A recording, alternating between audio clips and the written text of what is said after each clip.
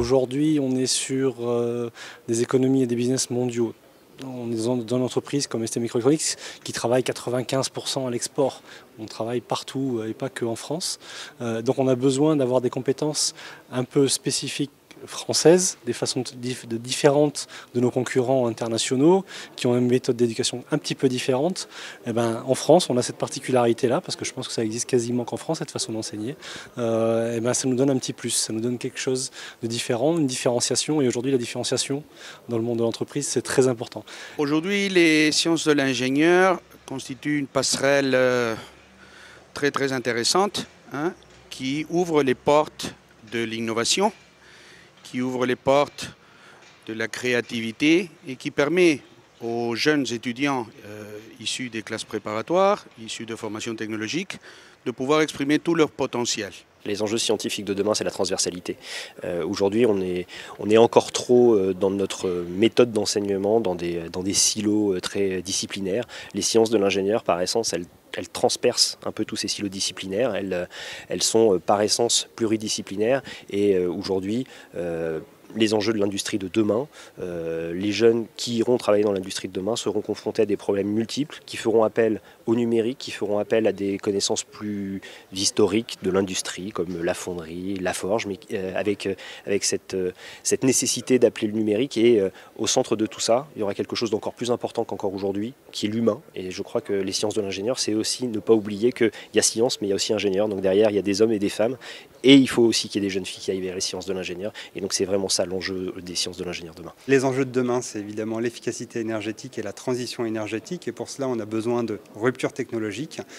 Pour porter toutes ces ruptures technologiques, on a besoin d'innovation, on a besoin de capacité à être pluridisciplinaire. Et ces Olympiades organisées par l'UPSTI partagent complètement ces valeurs de pluridisciplinarité et d'innovation. Aujourd'hui, on travaille beaucoup sur l'usine 4.0. Donc ça couvre beaucoup de domaines, la robotique, les objets connectés, la cybersécurité. Et donc nous accueillons à peu près 50% de ces bacheliers chez nous et qui, après un DUT, poursuivent leurs études. C'est l'actualité du moment et notamment en école d'ingénieur, 60% à l'UT de Cachan font des poursuites d'études en école d'ingénieur. Un des gros intérêts de notre discipline, c'est que des sciences de l'ingénieur, c'est que justement on a une approche très transversale, scientifique certes, mais très transversale. Et du coup, les élèves qui choisissent cet enseignement de sciences de l'ingénieur, que ce soit au lycée, mais aussi dans l'enseignement supérieur, par exemple en classe préparatoire, sont parfaitement adaptés à être capables de proposer des réponses à ces enjeux. Et une unique discipline telle que les mathématiques ou la physique ou l'informatique n'ont pas cette approche globale.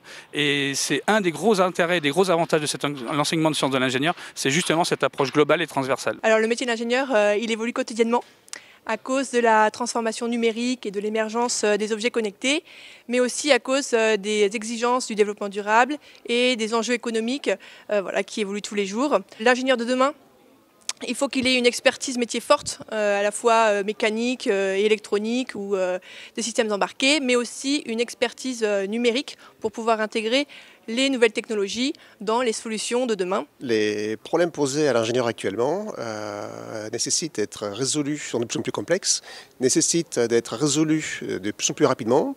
Donc ça va nécessiter des capacités, des compétences à travailler ensemble, à raisonner et à poser le problème avec une approche formalisée et non pas essai-erreur comme c'est souvent pratiqué.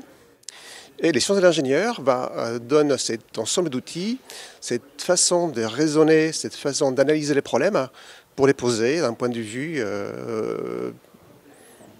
rigoureux, formalisé, qu'on va pouvoir résoudre. En fait, les défis de demain, ils sont très complexes.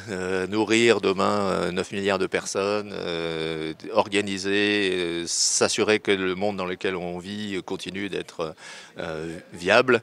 Eh bien, tout ça, ce sont des vrais défis et il semble que seules les sciences de l'ingénieur, par leur côté intégrateur, soient capables de relever ce défi-là. Pour EDF, les enjeux scientifiques sont énormes et ils sont essentiellement rattachés à la transition énergétique que tout le monde espère avoir. Donc la transition énergétique pour EDF, c'est deux choses. C'est d'abord faire de l'électricité l'énergie du 21e siècle en apportant notamment la voiture électrique qui va changer nos vies dans les villes, et puis aussi en apportant des nouveaux moyens de se chauffer grâce à l'électricité.